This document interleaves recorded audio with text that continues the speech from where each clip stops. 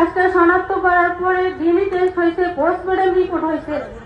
আমারে বলা হয়েছে যে ডিএনএ টেস্ট ম্যাচ করলে আমার স্বামীর লাশটা আমারে দিয়ে দিবে।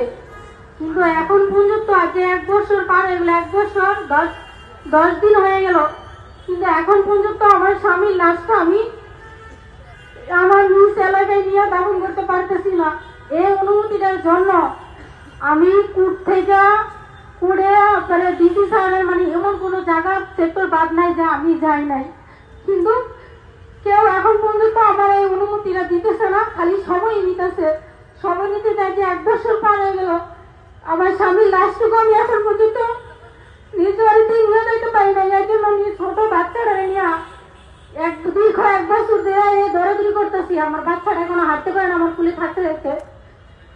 আমার স্বামী এখন কিন্তু আমার স্বামী শহীদ যে হয়েছে দেশের জন্য উনি, কিন্তু এখন কিন্তু শহীদ মর্যাদা দেয় আমার স্বামী পায় না। গেজেট চুক্তি আমার স্বামী সরকারি খাতে উঠে নাই।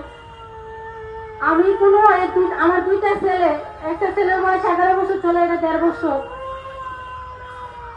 এখন পর্যন্ত আমার কোনো সরকারি ভাবে কোনো অনুদান আমার পরিবার পায় নাই। আমার স্বামী ছিল, আমার ইনকাম সোর্স, আমাদের পরিবারের আমার শ্বশুর শাশুড়ি সবাই আছে। আমি দীর্ঘ 1 বছর ধরে অনেক কষ্ট করে জীবনযাপন করতেছি, আর মানুষের দরে দরে ঘুরতেছি যে আমার স্বামীর লাশটা যেন আমার দিয়ে দেওয়া হয়, আর আমার স্বামীর নামটা যেন সরকারি তালিকায় অন্তর্ভুক্ত করা হয়, যে ওর দেশের জন্য শহীদ হয়েছে যায়।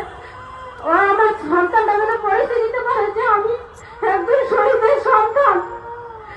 আমি আমার স্বামীর লাশটা দাফন করতে চাইছি। আমার বাচ্চারা আমার জিজ্ঞেস করে, আমার বড় ছেলে যে মা তুমি বাবারা কবে আমরা সবার বাবাকে দেখি, কিন্তু আমার বাবারা দেখি না। আমার বাবার বিষয় না, আমার বাবার তুমি দেশে আনো না কেন? কিন্তু আমি আমার সন্তানদের এখন কিন্তু কোনো উত্তর দিতে পারি না, কারণ আমি বিভিন্ন জায়গায় দৌড়ে ব্যর্থ হচ্ছে। আমার 2টা সন্তান আমি এর জন্য সবার কাছে বিনত অনুরোধ